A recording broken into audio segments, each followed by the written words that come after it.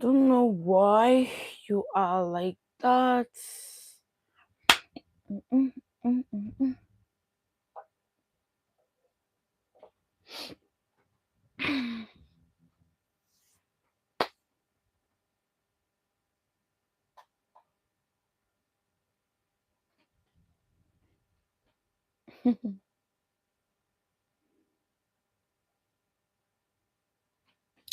Let's give it some time so that people can join.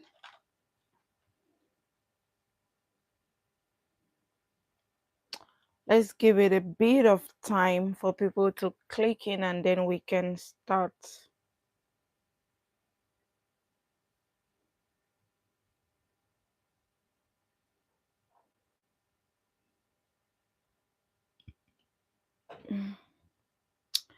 Let's give it a few more minutes.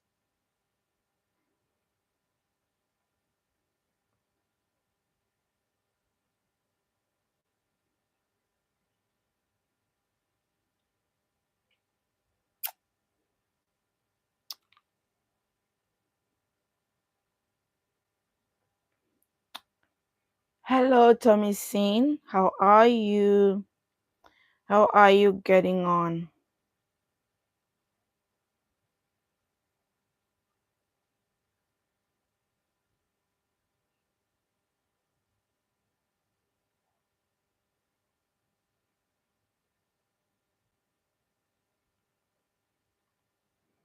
Let's give it a few minutes so that I'll. Tommy Singh, how are you? Thank you so much for coming today.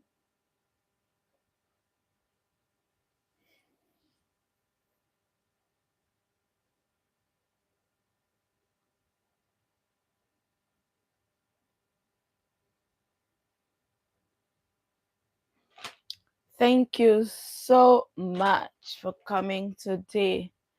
Let's give it a few more minutes for others to join so YouTube can send the notifications to people. Hello, thank you for joining. Today is day 2 of the masterclass. Just want to give a little bit of time so that YouTube can send notifications for others to join. If you have questions, please don't forget to drop them in the comments and we'll answer all your questions. As you can see on the thumbnail, today is day 2 of the Study Abroad Masterclass.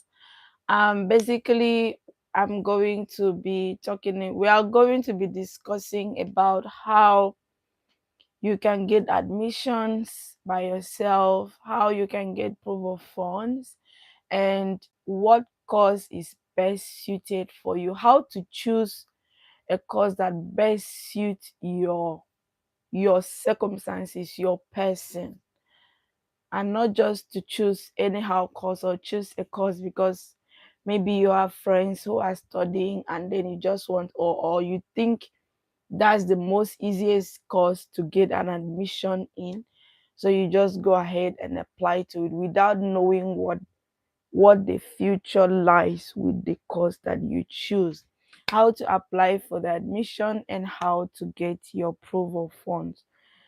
So those are the topics we are going to talk about.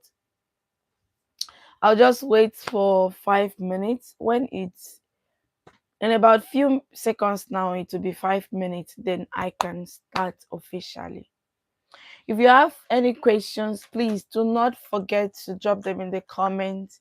Hi Linda, thanks for joining. Please help me like the live, drop comments. When you are here, you can kindly introduce yourself. Let us know where you are watching from. Let's know where you are watching from. Please introduce yourself and tell us where you are watching from. 3 more seconds. And yes, we can start. Hello, welcome to this live. My name is Ndueso, and this is all of Ndueso. This is where you get everything about me: nurses migration, healthcare workers migration, my life here in Ireland, and everything in between. That's why the name of my channel is All of Me. So in today's life, this is day 2 of a 2 days intensive study abroad masterclass free of charge. And in today, we are going to be discussing how you can apply and get admissions by yourself. We'll talk about how you can look for courses that is most suitable for you, and also how you can get proof of funds. Okay. Hello, Lim. So that's what we are going to talk about. So first of all, let's talk about how you can choose a course that is most suitable for you. Now, I made mention yesterday, right, that it is one thing to get a survival job. It is also one thing to get a job that you love doing. Because when you work in a field that you enjoy, you realize that anything you do, it's easy. You go to work and you don't even get to realize that time is up. You should be going home. But time is up. You don't know why, because you love what you're doing, and others will be calling you, aren't you going home, aren't you going? You now check your time and realize that it's actually time that you should be going back home. So that is the kind of thing you should be looking forward to when choosing a course. Now, let's assume that you are going for a master's or a second degree.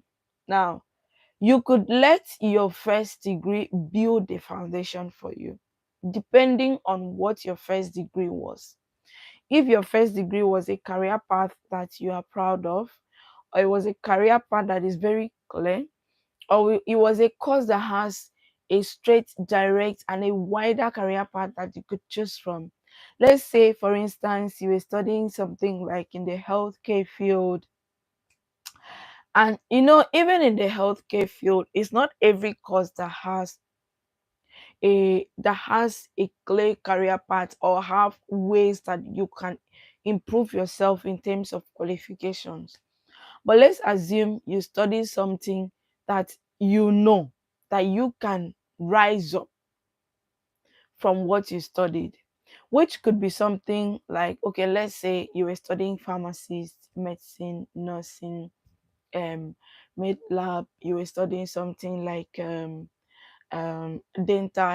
dental nursing. Those things has clear career path going forward. Okay. Or you were a teacher. Teaching has a lot of potentials, even though teaching is somehow somewhere regarded as a cause that people don't really see because of how badly paid they are or how badly treated they are in some other countries. But it doesn't stop the fact that it is a very good cause, and without teachers, there's no other profession that will exist. Okay. So let's say your first degree, you actually loved it and you want to build up on it. So you want to sit down to look at this country you are going to. Is that your last point? Is that your last bus stop, or is it a transitioning country? Let's take, for instance, you want to go to countries like Australia, right? And you are not so comfortable going there first, or maybe you don't have information about it more, and you say, okay, let me move first to Canada, let me move first to UK, and then I will move over to Canada.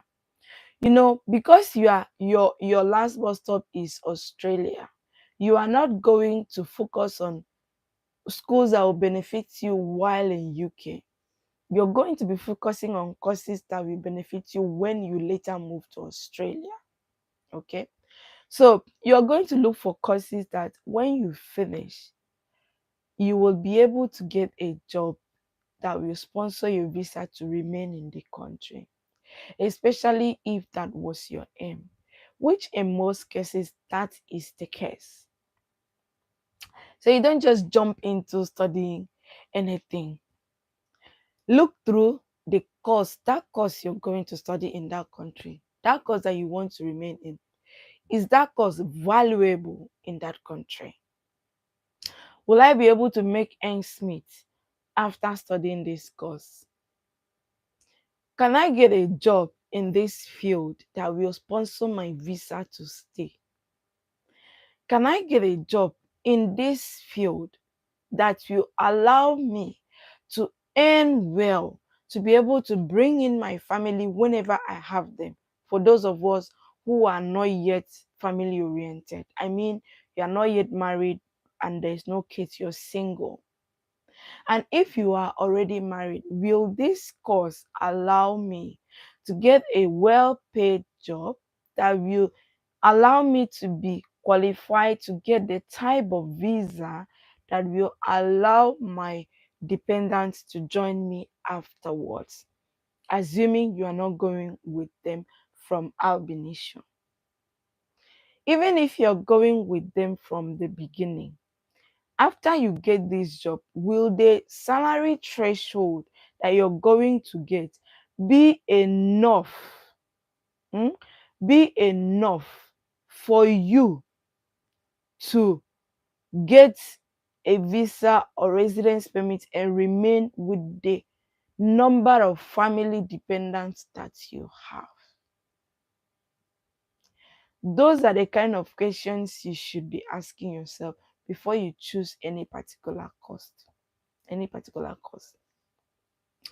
I set an example yesterday where someone moved into the country, study any course that she felt she read it because that was her undergraduate degree. That was her first degree, right?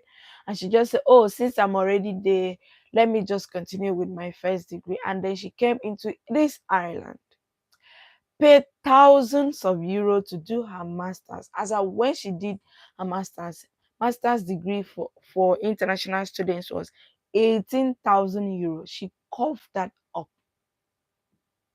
and paid this money, finished her studies, and guess what? She does not have a job in that field.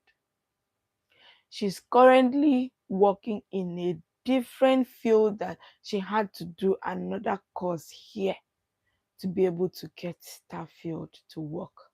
And that field is now the one sponsoring her to remain in the country. Otherwise, she would have come back. But that was not her intention. Let me know if you can hear me clearly because I'm trying not to shout too much so I can have the strength. I'm having very severe headache. I'm trying not to talk too loud so that I'll have the strength to keep the conversation going till the life is over. Okay. So let me know if you can hear me clearly. Now, as I was saying, so you continue and then you move into the country. So those are that one of the things you will consider first. This course I'm going to study, is it in that country's shortage occupation list? That list is very important. Every country has that list.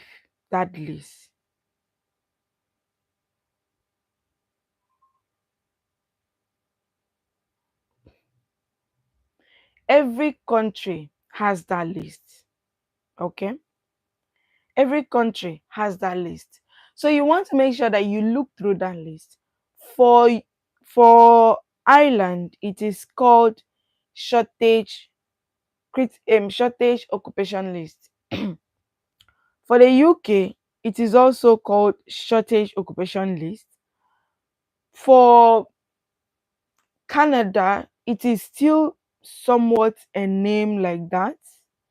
For Australia, it is something similar like that. So you want to make sure that you have you have looked through their occupation list to be sure that this course that you want to study, right? you will be able to get a job when you are done. Because what that list means is that those occupations on that list, they do not have the necessary personnel, they do not have the necessary human resources to fill up those positions. Now, this list gets updated day in, day out, year in, year out. So you want to make sure that you have looked through the list of that country, and then you you pick a course that either rhymes with your undergraduate, either rhymes with your undergraduate. One second, please. I'm trying to.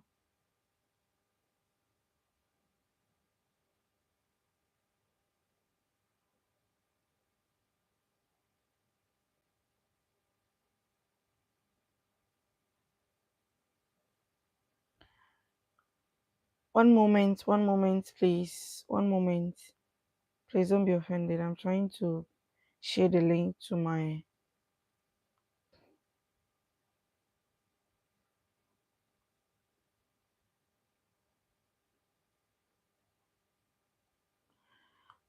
Facebook.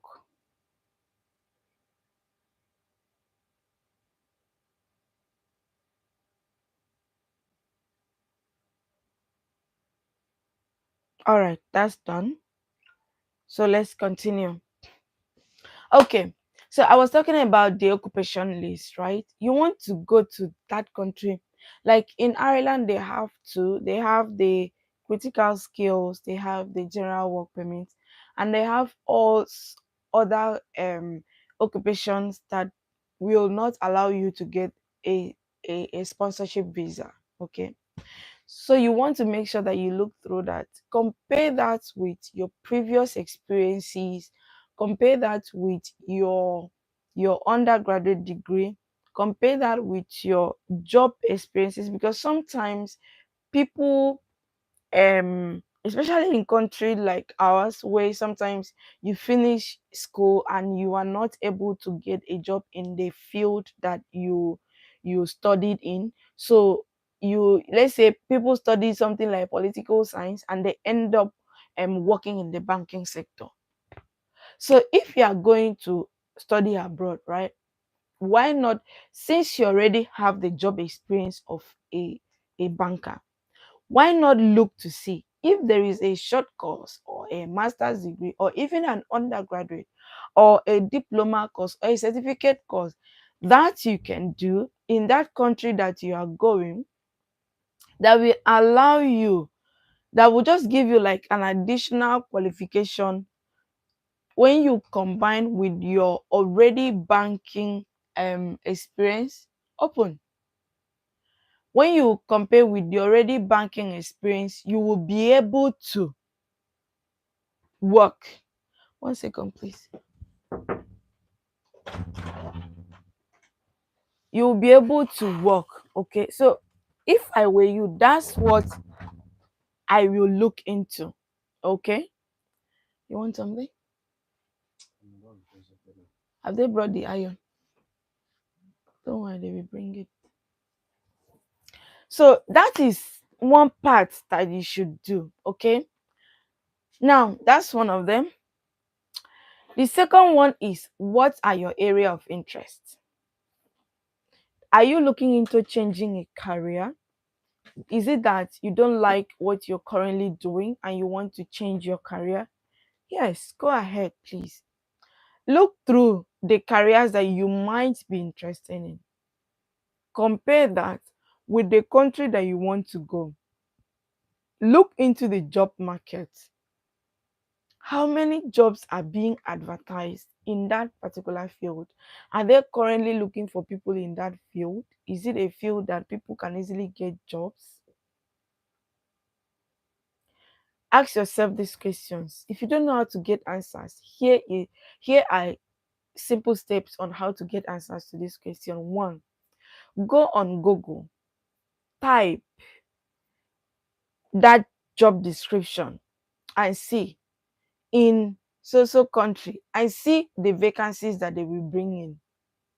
Look through the eligibility criteria and to see if what they said in we are saying they are saying in the eligibility criteria is something that when you finish studying you'll be able to get it, or is something that you already get. You now know that okay, when you now finish your studies and then you combine with your previous experience, you are now at an added advantage to place yourself or position yourself in a place that you can be employed. That is one. The next thing is when you look through this course on the school website, scroll down, or look through this. Some schools will have that at the very bottom end of the page.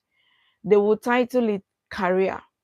When you look at it, you would see that they will say something like at the completion of this course you can be so and so, you can work as so and so, you can work in so and so company, you are eligible for registration with so and so, you can go on to do so and so. You will see something like that at the end of the course. That piece of information is very helpful.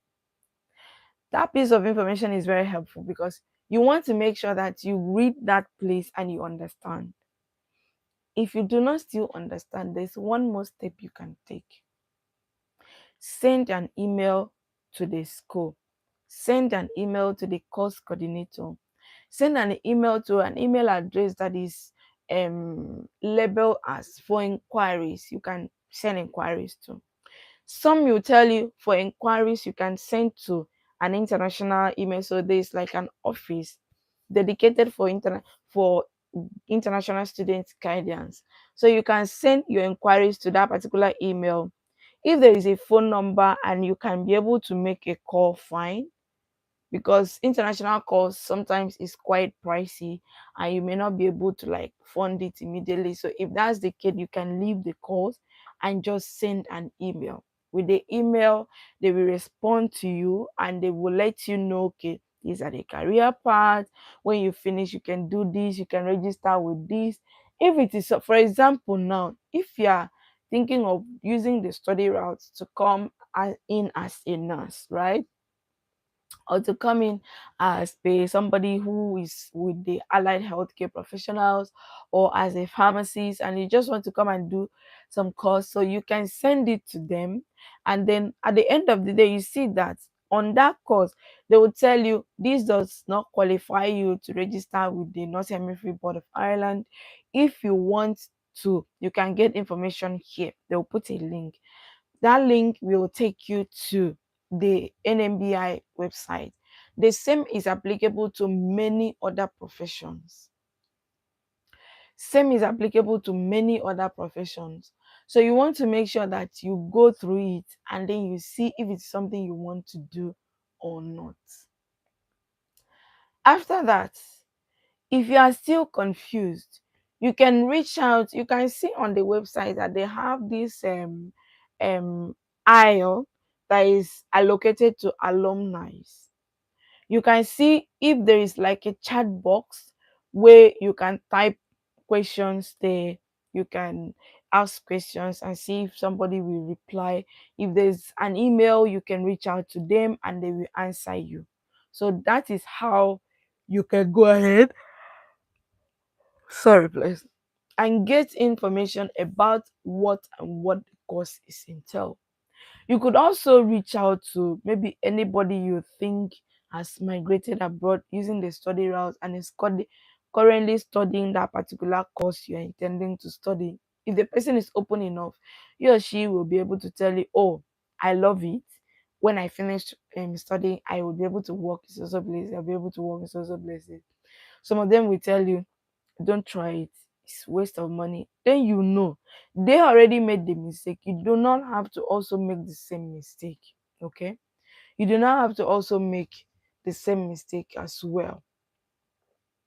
So you can just let them know that, yeah, this is what this is what you want to do. do you think I should continue? And then they will tell you, okay, go ahead, or don't. Oh, as I came in, I've seen people that are studying this, I've seen people that are studying this.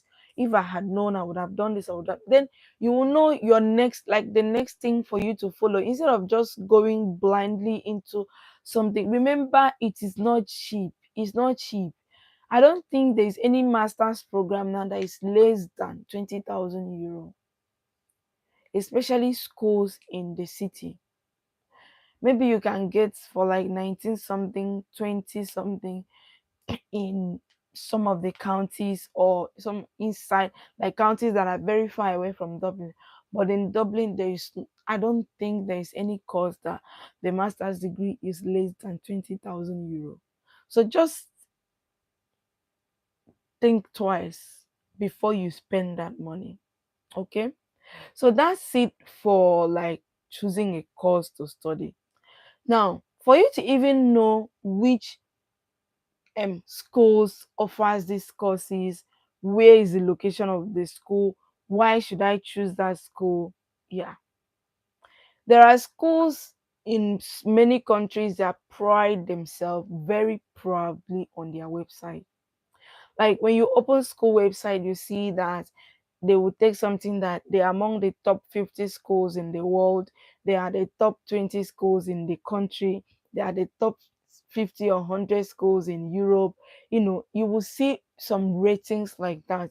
You could also see like messages or comments from the alumni on the alumni page, and comments like that. So how do you know which school is offering which course? We will get time for Q&A at the end of the video. So if you can just stick around, we'll answer that question at the end of the video, okay? Now, for you to even know which school you should you should apply to, or is offering the course that you want, just go on Google and type list of schools that offers medical science, biotechnology, nursing in Ireland, UK, Australia, Canada, the United States. You just type things like that. You will see that they will bring. Thank you so much for the likes. Help me share the video, okay? You would see that they will bring the list of schools in that particular city. Now, if you are still not sure if that's the school you want to do, you want to streamline your search in that country. So this is what you're going to do.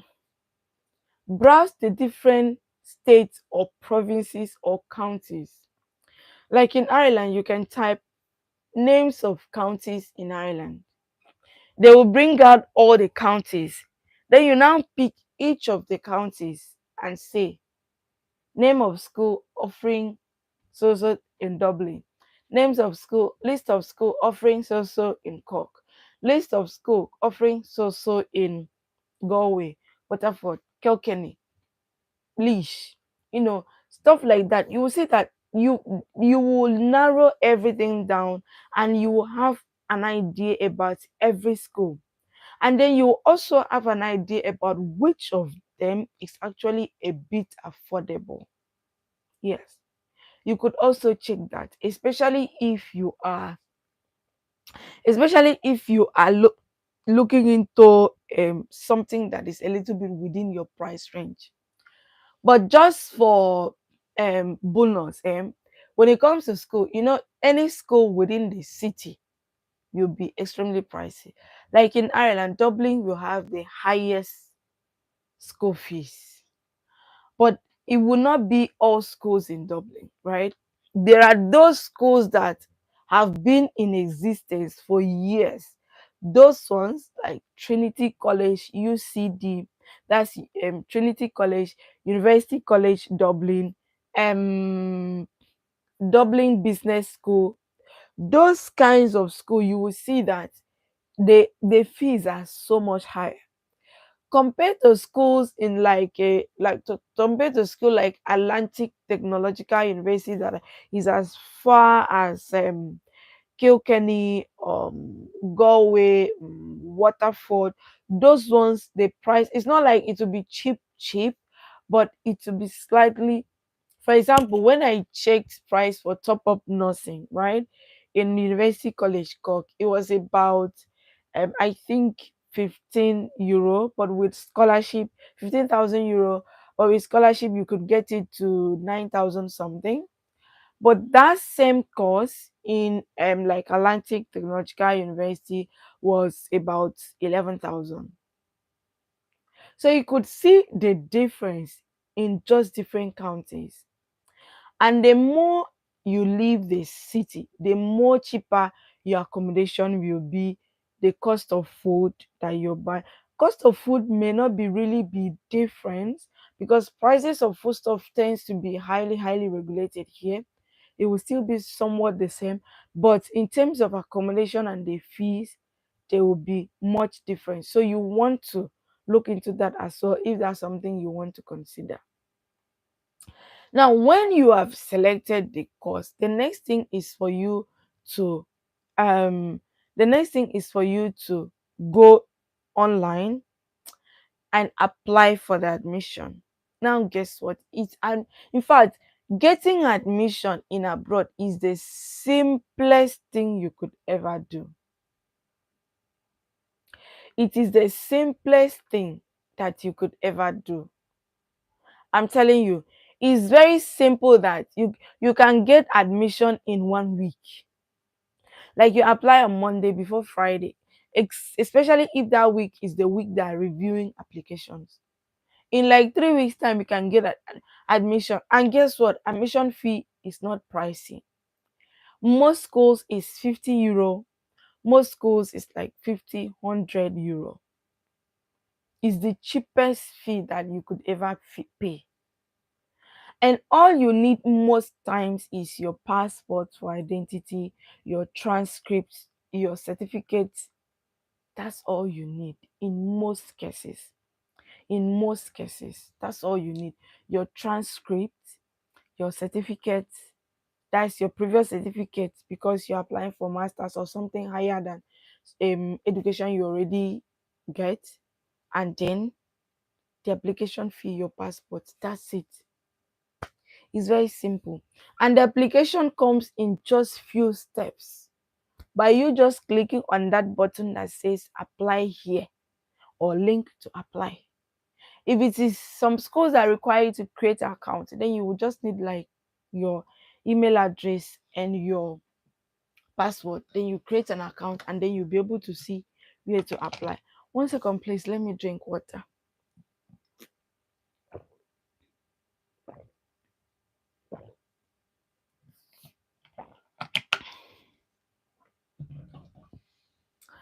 Thank you. Let's continue.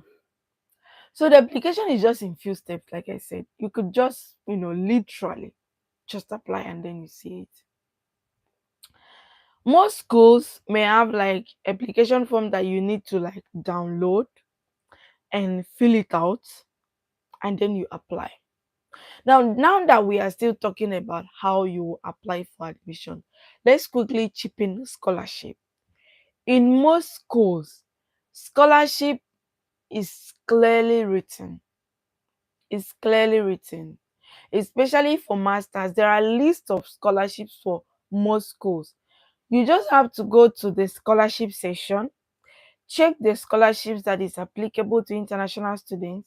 Sometimes it may not be too much. It could just be like 50%. It could be 50%. It could be 100%. It could be 10%. It could be 15%. So you just check because it won't be all scholarships that they have in the school that you are eligible to apply. Some could be scholarships like maybe best student, which means you need to already have an admission, study in the school, and then they see your grades. They see your grades and now see that okay, you are eligible. They can give you this scholarship. They can give you this scholarship, and those ones could be maybe something like €1,000, €500, which may not sound much, but as an international student, that's a big money for you. It could feed you for days. It could form part of your accommodation bills. It could form part of your transportation.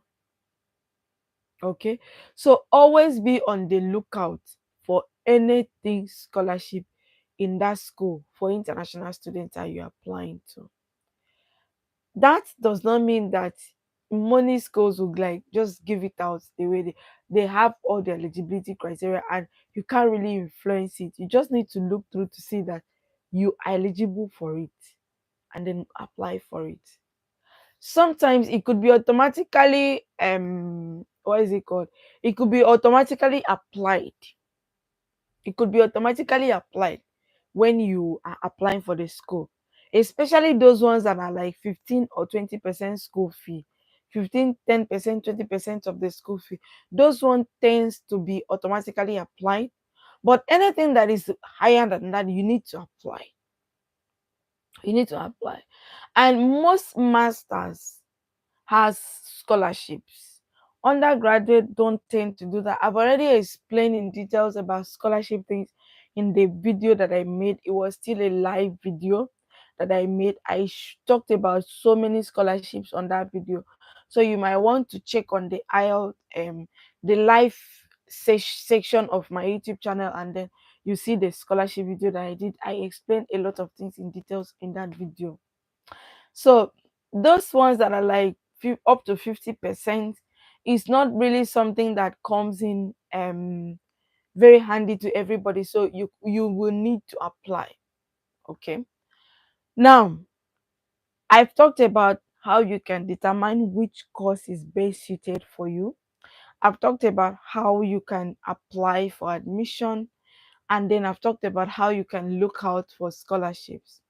Now, I want to talk about how you can get proof of funds, which is our final topic, and then we will attend to any question and answer. Okay? How you can apply for proof of funds. Now, this is not something that people should be encouraging, right? You know why? Because those people, that school, those visa officers that ask you to have a certain amount of money in your account, they know what they are doing. They know that when you move into a new country as a foreigner, it is tough. You might stay for a few weeks, a few months before you're able to get your first job. So you need to eat, you need to pay transportation to school, you need to pay for your accommodation. That's notwithstanding, this money sometimes is too much. It's actually something that if you're able to get a job in, like, maybe let's just exaggerate and say, oh, you're not able to get a job in your first 6 months, then your next 6 months you get a job, you could be able to pay the balance of your school fee or maybe pay for your accommodation if you already have your school fee. So you want to maybe get a people to help you with proof of funds. I would say that the best place to go for is a bank. It's a bank. Go to a banking hall and ask questions. Go to different banks where you are located and ask questions. Ask questions, ask questions, ask questions. I do not think there are a lot of banks that do not do proof of funds. I do not think there are a lot of banks that do not do the only difference could be that some do a certain amount, some do a certain percentage of interest. There are also like private bodies that does this as well. Like when I was still back home working, there is this private company, what is it called? Ah, they are into financing. Um, Another one is Credit Direct. There's another something advanced. Oh my god, I've forgotten them. But if you know Credit Direct, you may probably know the other one. So they are a private corporation that give loans. Okay, that give loans. Oh, okay, the Dynamite. They're a private organization that give loans. So those people also do proof of funds. The last time I checked, oh, something advanced, if I remember. But there's another one called Credit Direct. They are based in Port Harcourt. So I'm sure there could be people like that in other states. But if you reach out to them, no matter where you are, they will still be able to do it for you. They have um they have different percentage for different amount. For example, when I chatted them, if you are looking for like up to 30 million naira, they have a different. If you're looking for 20, if you're looking for 10. So if you want them to put the money, maybe like 5 million every month. So this million they put five, this million they put five, which is what some banks do. Some banks that really know what they are doing. So that's what how they do. They don't, if you want maybe the total amount to be like 20 million, they don't just pump in 20 million. No, they could do this month they put 2 million, maybe next week they put like two, next month they put like five, next month they put like another five. So they keep doing it like that. With that, it ease you off of paying the interest all at once and now letting everything stay. Let's say you need the money to stay in your bank for like 4 months, because if you are going for maybe countries like Canada, that may take time for them to review your account, and you need the money to stay for like 5 months and 4 months, and they put in 20 million at once, the rate that you're going to be paying will be too high, right? So they could break out this money and put like maybe five or 10, depending on the amount of money you're looking for, and then you'll be paying the interest on the money. So there are private bodies, many banks does it. You just have to go and ask. You just have to go and ask all these banks. There are also private bodies, like I've already mentioned, and then they will tell you their terms and conditions. They will ask you what you want them to put as the narration. When you are transferring money to somebody, there is a narration. So they will ask you what you want them to put in the narration. And for some banks that already know what they're doing, they will probably know what to put, like that. You don't really need to tell them. They will know what to put in the direction, and just continuing like that. So those are the step by step process. Those are what you could do, okay, to be able to get your admissions, get the course that is favorable to you, and then get your proof of funds. Okay, I hope I was able to make myself clear. So the floor is now open to question and answer. The dynamite, are you still here? Can we attend to your question?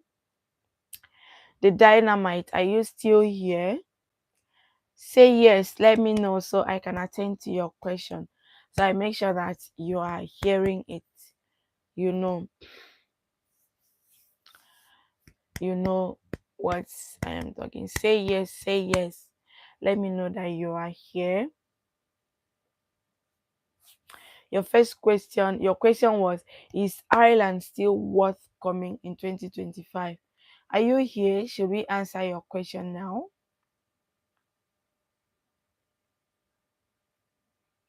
Okay, is Ireland still worth it in 2025? Now, like I said, I've always have this disclaimer on all my videos, most of it, if not all, that I am not a career coach, I am not an immigration consultant or immigration expert, but I'm sharing entertainment. I'm just reading information, asking people questions about their experiences, and then I share them.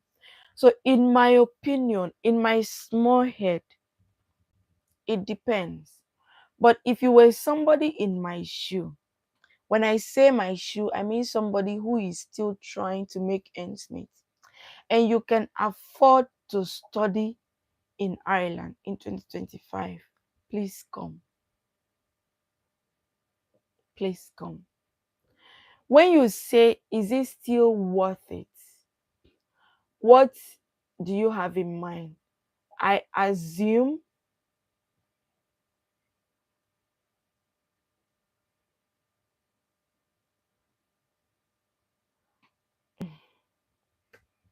you're talking about job opportunities, which is why I talked about choosing a course that will allow you to get a job, choosing a course that is on the shortage occupation list.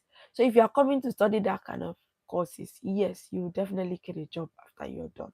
You just need to be where those kind of jobs are located. So if it is a job that is should I call it city based, it's a job that you need to be at the capital city, then you need to be in Dublin. If it is a course that sometimes people study in Dublin, I know of an international student that studied in Dublin but got a job in Cork. And then after her course, she moved to Cork.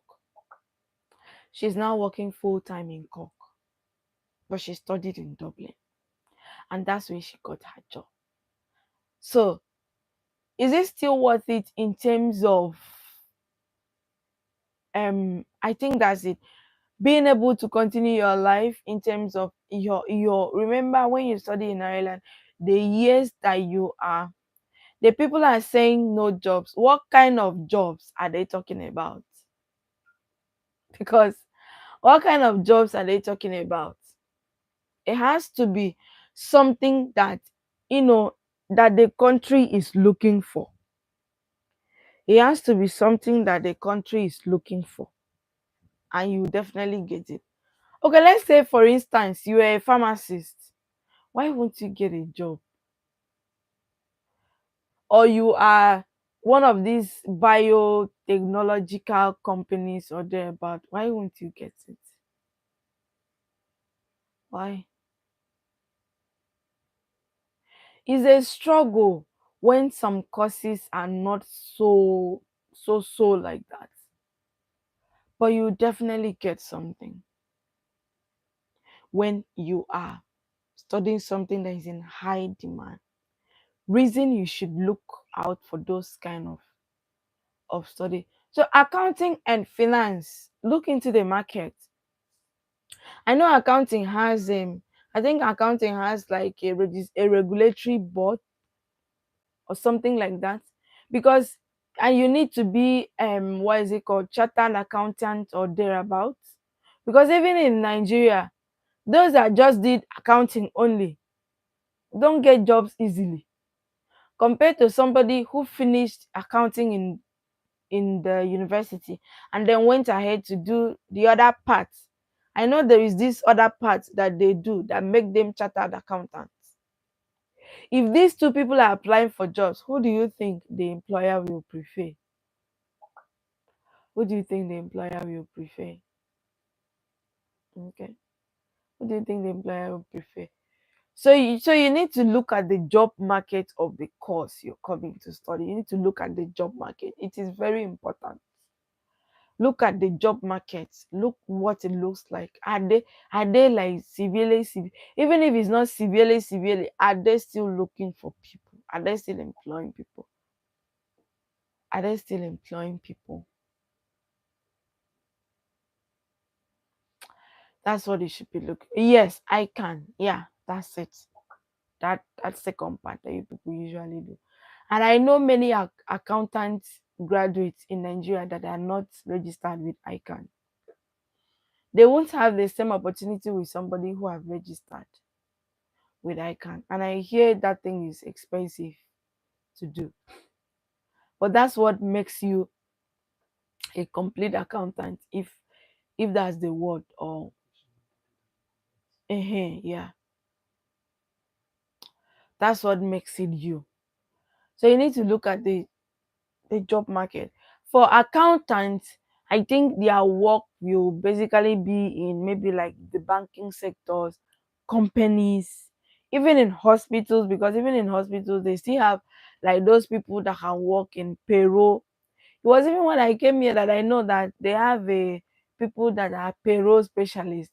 When I saw that role being advertised once, I was like, payroll specialist, what is that?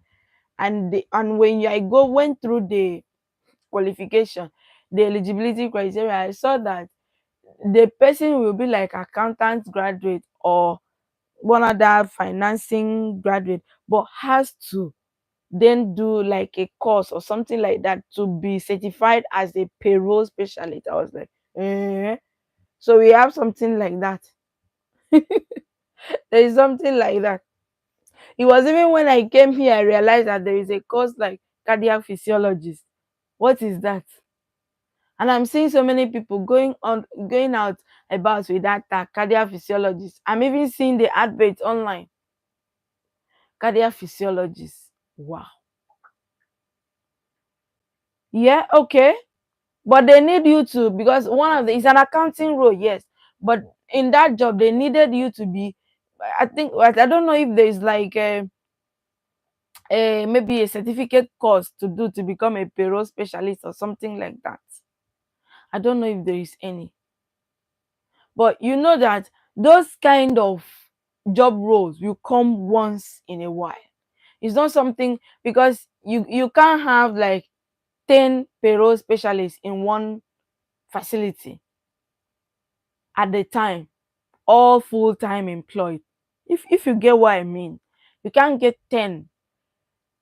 Maybe very big places could have like maybe 3, so that if they have females and they are pregnant, they are going on maternity leave, then somebody is still there to continue the job for them.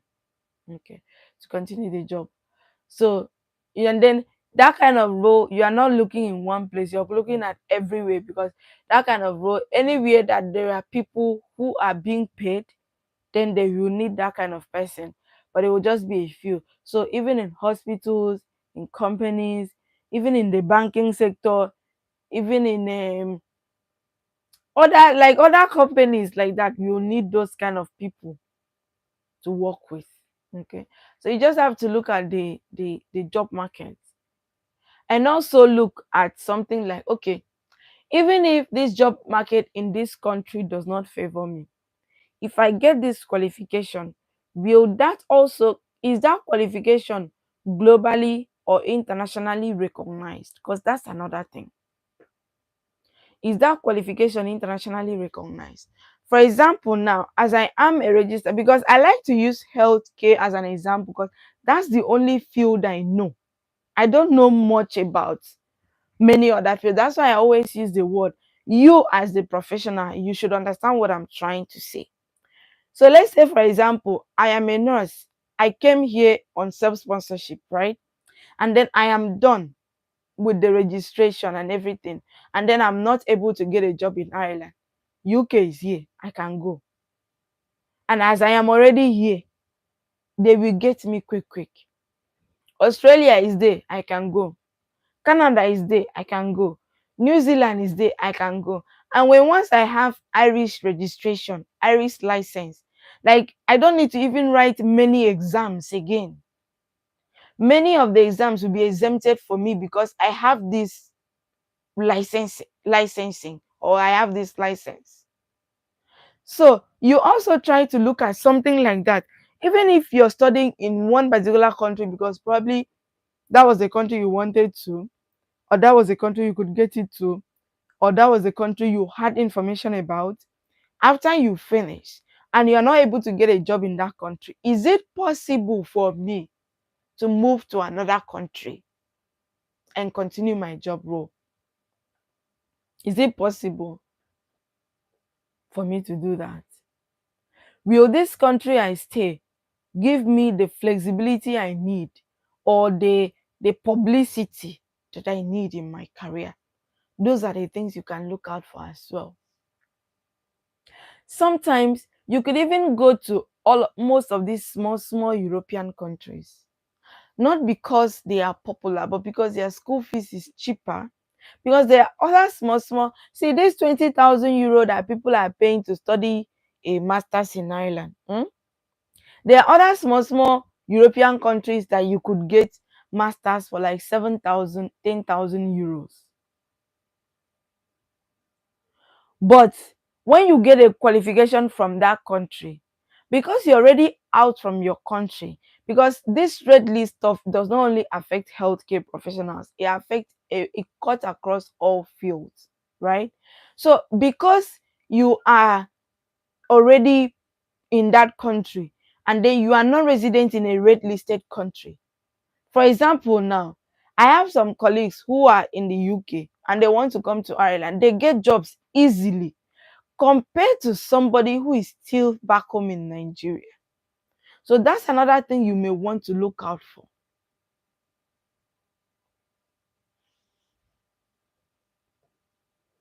Yes, you can refer her to my channel. She can watch my videos and then see if it's something she wants to do or not.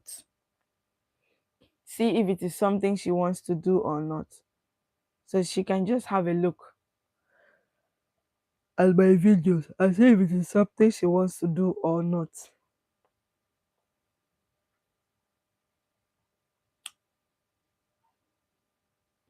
More questions so we can end the live. More questions, more questions, questions, more questions.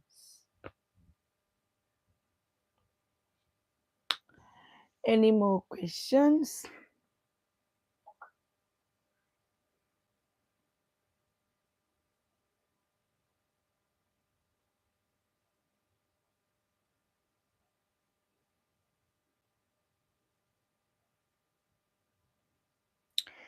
Time for Q&A. If you have any question, please drop them in the comments. We'll respond to it immediately.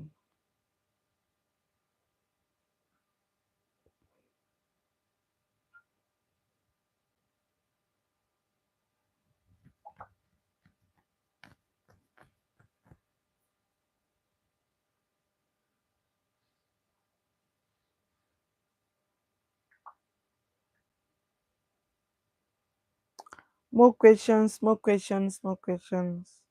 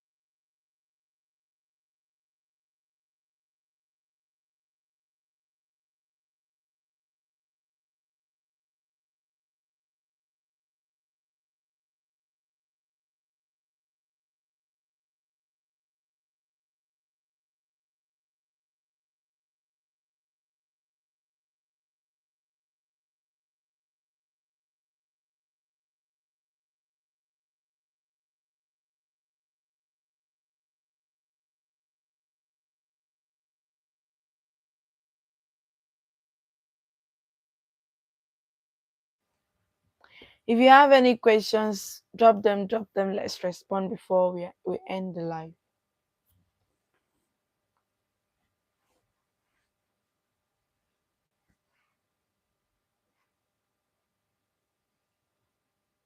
Yeah. Okay, so in the absence of no questions, let's end the live here and we'll see you all in another one.